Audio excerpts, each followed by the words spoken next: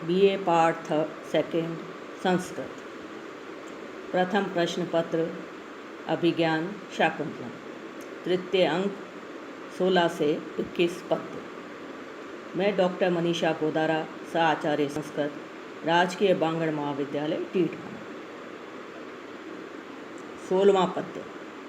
इदम अनन्य परायणम अन्यथा हृदय समनीते हृदयम मम यदि समर्थ्यसे मदिरेक्षणे मदन बाण हतो अस्मि हत पुनः। इसका अन्वय मदिरेक्षणे हृदय सन्निहिते इदम अनन्य परायणम मम हृदयम यदि अन्यथा समर्थ्यसे मदन बाण हत पुनः हत अस्मि। प्रस्तुत पद्य महाकवि कालिदास रचित अभिज्ञान शाकुंतलम के तृतीय अंक से उद्धृत है। प्रस्तुत पद्य में राजा कह रहा है, शब्दार्थ मदिरेक्षणे मादक नेत्रों वाली, हृदय समनिहिते हृदय में निवास करने वाली, अनन्य परायणम अनन्य आसक्त अर्थात किसी में भी जो आसक्त न हो, समर्थ्य से समझती हो। अनुवाद, हे मादक नेत्रों वाली, मेरे हृदय में निवास करने वाली, एकमात्र तुम्हारे में ही आसक्त इस मेरे हृदय को यदि तुम दूसरा ही समझती हो तो कामदेव के बाणों से मारा हुआ मैं फिर मार डाला गया हूँ अर्थात मारा डाला जाऊँगा। व्याख्या। शकुंतला का ये कथन सुनकर कि अपने अंतरपुर के लिए उत्सुक राजा को रोकने से क्या लाभ, भावी प्रणय के भंग होने की आशंका को दूर करने के लिए राजा कहता है कि हे चंचल नेत्रों वाली तथा सदैव मेरे हृदय में निवास करने वाली शकुंतले, मेरा हृदय तुम्हारा अनन्य भक्त है। ऐसे इस अनन्य भक्त को यदि तुम किसी अन्य में आसक्त निरूपित करोगी तो हे चंचल नयने, काम बाणों से मारा हुआ भी मैं फिर मारा जाऊंगा अर्थात मैं तुम्हारे बिना जीवित नहीं रह सकूंगा। इसलिए तुम्हें मेरे विषय में अन्यथा आशंका करना उचित नहीं है।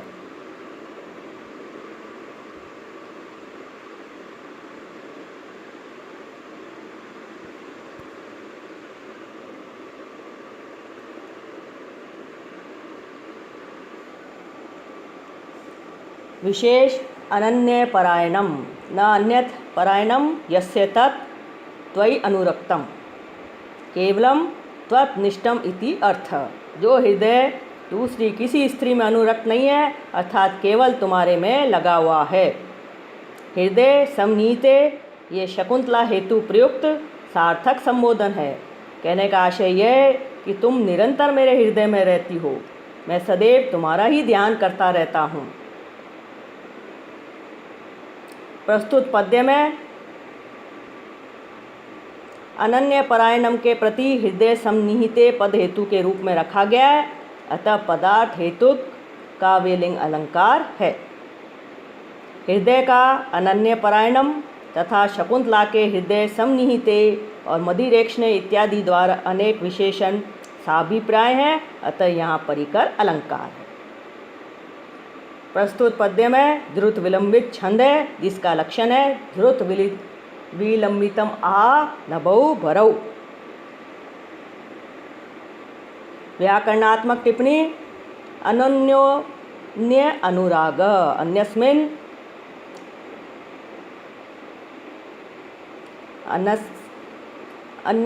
इति अन्योन्य, अन्योस्मिन् अनुराग अनुरंज और घन प्रत्यय, अनन्यो अनुराग विवक्षितम वक्तुम इच्छा विवक्षा सा संजाता अस्य तत् ब्रूसन इतच प्रत्यय, परिहार्यम परिरी नियत प्रत्यय, आपन्नस्य आपद कतः प्रत्यय, आरती हरेण आरी तिन प्रत्यय, आरती आरती हरती इति आरती प्लस री अच तेन, अंतपुर विरह प्रयुत्सुकस्य अंतपुराणाम विरहेन पर्युत्सुकः तस्य उपरोधेन उपरुद्ध घन तृतीया एक वचन। मदिरा मद किरच टाप हत हन धातु कत प्रत्यय।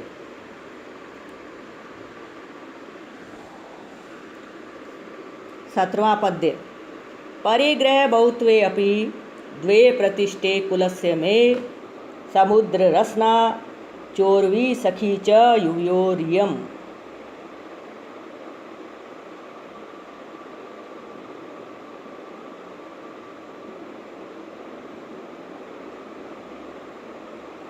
अन्वय।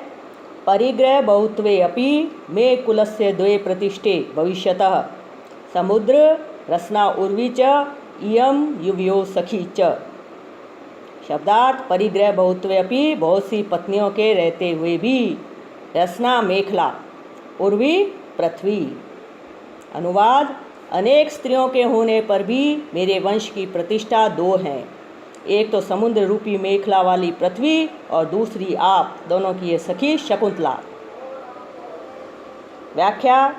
प्रस्तुत श्लोक में राजा दुष्यंत अनसुईया को विश्वास दिलाता हुआ कहता है कि अधिक तो मैं क्या कहूँ, बस इतना कहना ही पर्याप्त होगा कि मेरे अंतःपुर में बहुत सी रानियों के होते हुए भी मेरे वंश की प्रतिष्ठा केवल दो ही पर निर्भर रहेगी, अर्थात मैं इन दोनों को ही सर्वाधिक महत्व दूंगा, एक तो समुद्र से घिरी हुई पृथ्वी तथा दूसरी है तुम्हारी सखी शकुंतला। तात्पर्य यह है कि बहुत सी रानियों के होते हुए भी ये तुम्हारी सखी शकुंतला ही सर्वाधिक आदर का पात्र होगी। विशेष। प्रतिष्ठे द्वे दो प्रतिष्ठा के कारण हैं। द्वे में कार्य कारण भाव संबंध होने के कारण शुद्धा सारोपा लक्षणा है। इसका लक्षण है सारोपा अन्यातु यत्रोक्तौ विषयी विषय विषयस तथा। प्रस्तुत पद्य में उर्वी और सखी ये दोनों ही प्रकृत हैं। इन दोनों का एक गौरव रूप धर्म से संबंध दिखाया गया है, अतः तुल्य योग्यता अलंकार है।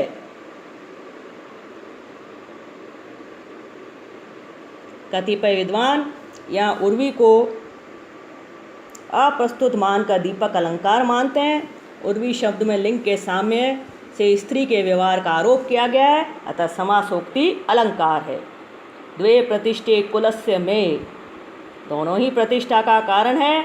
इस प्रकार प्रतिष्ठा पद का व्यवसाय होने के कारण भेद में अभेद लक्षणा अतिशोक्ति है। समुद्र रसना में पृथ्वी और सखी दो अर्थों की प्रतीति हो रही है, अतः श्लेष अलंकार है।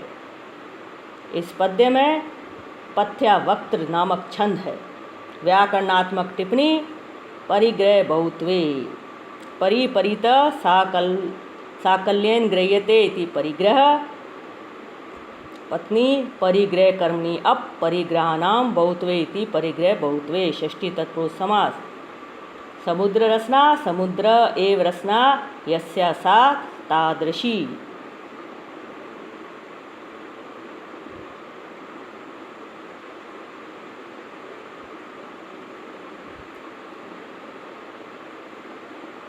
अठारहवां पद्य।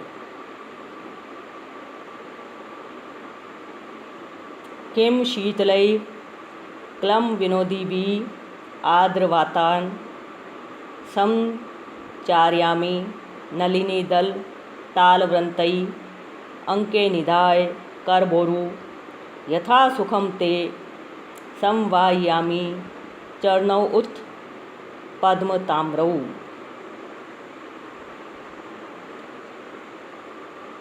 अन्वय। किम शीतलै क्लं विनोदिभिः नलिनीदल तालव्रन्तैः आर्द्रवातान् संचारयामि उत्करभोरु ते पद्मताम्रौ चरणौ अंके निधाय यथा सुखम संवाहयामि। प्रसंग। प्रस्तुत पद्य महाकवि कालिदास रचित अभिज्ञान शाकुंतलम के तृतीय अंग से उद्धृत है। प्रस्तुत पद्य में राजा शकुंतला को आश्वस्त करते हुए कहता है। शब्दार्थ। क्लम विनोदी भी थकावट को दूर करने वाले। नलिनी दल ताल व्रंतई, नलिनी कमलिनी, कमलिनी पत्र के पंखों से। आर्द्रवातान, शीतल ठंडी हवाएं। संचारयामी, डुलाऊं करूं। उत अथवा करबुरु, हाथी के बच्चे की सूंड की तरह जांघों वाली। यथा सुखम, जिस प्रकार से सुख मिले उस तरह से समवायामी, मैं तुम्हारे पैरों को दबाऊं। अनुवाद: क्या मैं थकावट को दूर करने वाले कमलिनी के पत्तों के पंखों से ठंडी हवा करूं, अथवा हे करबोरू, तुम्हारे कमल की तरह लाल चरणों को गोद में रखकर जिस प्रकार से तुम्हें सुख मिले उस तरह दबाऊं।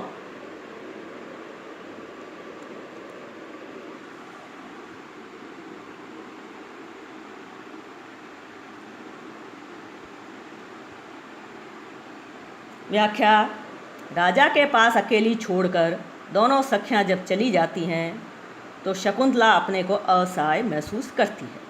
ऐसी स्थिति में राजा उसे आश्वस्त करने के प्रयोजन से पूछता है कि क्या वह कमल पत्र से निर्मित सुकुमार पंखों से ठंडी ठंडी हवा करके उसकी थकान को मिटावे, या उसके कमल के समान लाल रंग वाले चरणों को अपनी गोद में रखकर इस प्रकार से दबाए जिससे कि उसको सुख प्राप्त हो। इस प्रकार राजा शकुंतला को अनेक चाटुक्तियों से प्रसन्न करने का प्रयत्न करता है।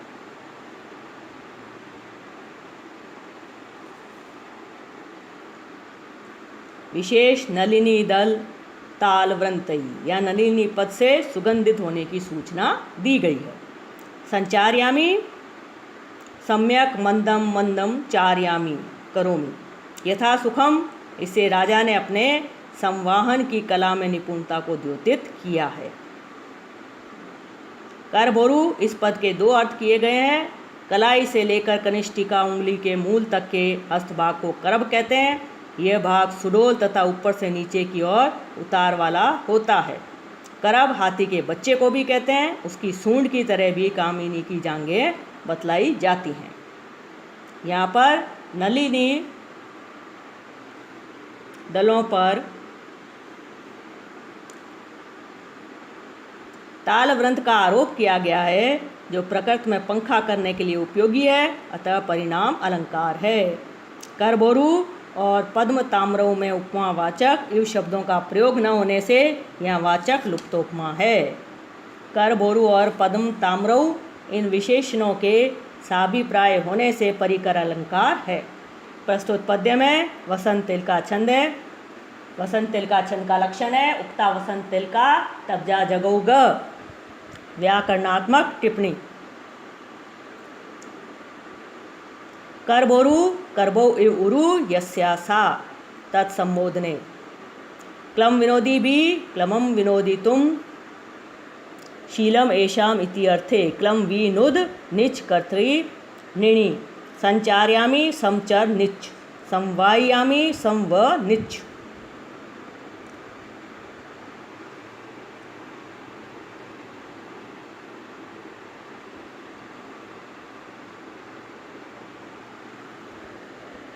उन्नीसवां पद्य।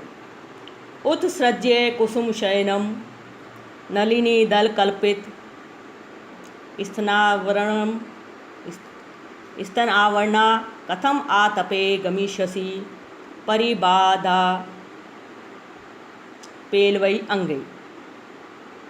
उत्सृज्य कुसुम शयनम नलिनी दल कल्पित स्तनावरणा कथम आतपे गमिष्यसि परिबाधा पेलवई अंगे।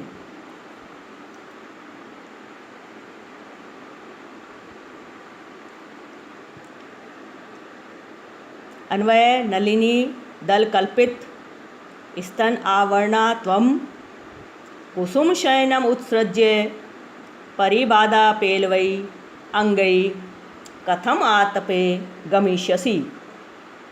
शब्दार्थ: नलिनी दल कल्पित स्तन आवरणम, कमलिनी के पत्तों से किया है स्तनों के आवरण को, जिसमें ऐसे कुसुम शयनम पुष्पों की शैया को, उत्सृज्य त्याग कर, परिबाधा पेलवई काम पीड़ा से कोमल, आत पे गर्मी में धूप में।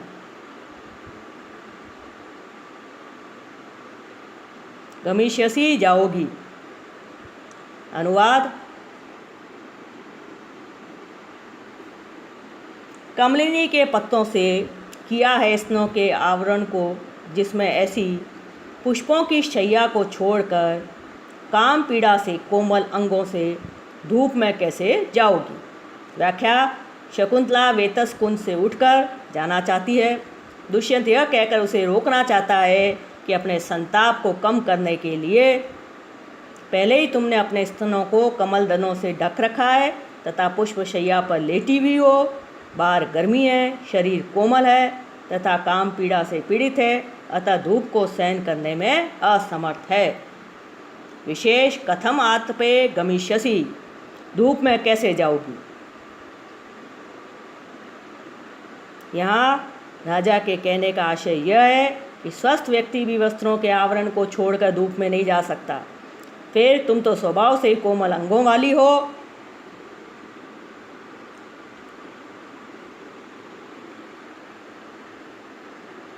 उस पर भी काम पीड़ा से पीड़ित हो, फिर तुम्हारी ऐसी अवस्था हो रही है। इस पर पुष्प शैया और कमलिनी को छोड़कर जाना चाहती हो। ये सब कुछ तुम्हारे लिए संभव नहीं है। यहाँ पर परिबाधा पेलवई पद कथम आतपे गमिष्यसि के लिए हेतुत्वेन उपन्यस्त किया गया है, अतः पदार्थ हेतु काव्यलिंग अलंकार हरित है। परिबाधा पेलवई आदि विशेषण साभिप्राय है, अतः परिकर अलंकार है। आर्या जाति नामक छंद है। व्याकरणात्मक टिप्पणी, नलिनी दल कल्पित स्तन आवरणम। नलिनी दलई कल्पितम स्तनयो आवरणम यस्मिन् तत् बहुब्री समास। कुसुम शयनम कुसुमानाम शयनम इति षष्ठी तत्पुरुष समास। उत्सृज्ये उत्सृज धातु ल्यप प्रत्यय, शयनम शी लुट प्रत्यय। ईसा पद्य अपि च, और भी राजा कह रहा है आगे, गांधर्वेन विवाहेन भव्यो राजर्षि कन्यका श्रूयन्ते परिणीतास्ता पितृभ्यश्च अनुमोदिताः। गांधर्वेन विवाहेन भव्यो राजर्षि कन्यका श्रूयन्ते परिणीतास्ता पितृभ्यश्च अनुमोदिताः। अन्वय, भव्य राजर्षि कन्यका गांधर्वेन विवाहेन परिणीता तः पितृभिः अनुमोदिता च श्रूयन्ते। शब्दार्थ, भव्य बहुत सी, परिणीता विवाहित हुई, अनुमोदिता समर्थित की गई, समर्थन दी गई। प्रस्तुत पद्य अभिज्ञान शाकुंतलम के तृतीय अंग से उद्धृत है। इस पद्य में राजा दुष्यंत कह रहा है। अनुवाद, बहुत सी राजर्षियों की कन्याएं गांधर्व विवाह की विधि से विवाहित हुई और बाद में वे पिता आदि के द्वारा समर्थित भी की गई, ऐसा सुना जाता है। व्याख्या, दुष्यंत शकुंतला को समझाता है कि उसे अपने विवाह के विषय में महर्षि कणव का भय करने की आवश्यकता नहीं है, क्योंकि ऐसे अनेक उदाहरण इतिहास में प्राप्त होते हैं जिनमें बहुत सी राजर्षि कन्याओं ने गांधर्व विवाह किया तथा बाद में उनके पिताओं ने उनका अनुमोदन कर दिया। राजा के कहने का तात्पर्य यह है कि यदि वह भी प्रेम विवाह करती है तो पिता कणव उसका भी समर्थन कर देंगे। विवाह के 8 भेद बताए गए हैं। ब्राह्मो देव तथैव आर्ष प्राजापत्यः तथा आसुरः गांधर्वो राक्षसश्च एव पैशाचा अष्टमो अधमः। इनमें गांधर्व विवाह भी एक प्रकार का विवाह है। काम के वशीभूत युवक और युवतियाँ परस्पर इच्छा से जब आपस में राजी हो जाते हैं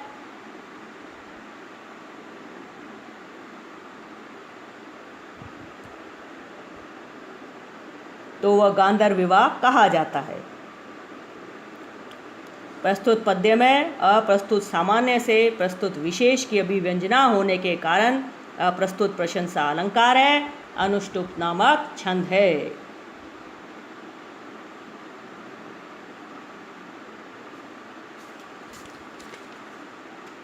अब है 21वां पद्य।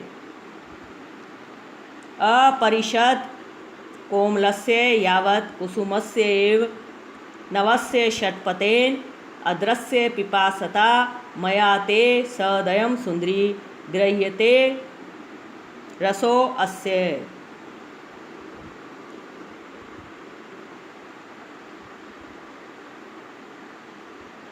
अन्वय, हे सुंदरी, यावत् षट्पतेन अपरीक्षत कोमलस्य नवस्य कुसुमस्य एव पिपासिता मया ते अस्य अद्रस्य रस सदयं गृह्यते।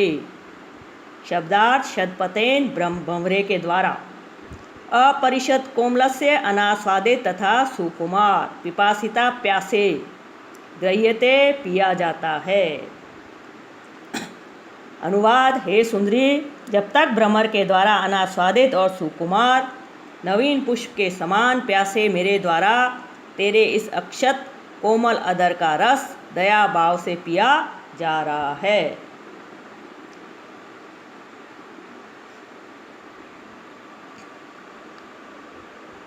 व्याख्या।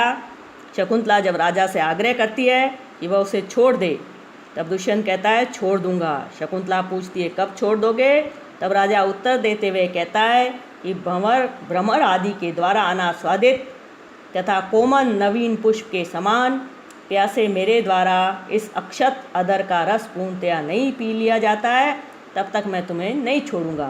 अर्थात तुम्हारे अदर का पान करने के उपरांत ही मैं तुम्हें छोड़ूंगा। विशेष प्रस्तुत पद्य में कुसुमस्यैव में उपमा अलंकार है। प्रस्तुत पद्य में मालभारिणी छंद है, जिसका लक्षण है विष में स सजा गुरु समय चेत सबरा येन्तु मालभारिण्यम। व्याकरणात्मक टिप्पणी। अपरीक्षत कोमलस्य अपरीक्षतम च तत् कोमलम अपरीक्षित कोमलम तस्य सदयम दयया सहितम पिपासिता पादातु सन पिपासा ततः क्षत्रिय तृतीया एकवचन। षट्पदेन षट्पदानि अस्य इति षट्पद तेन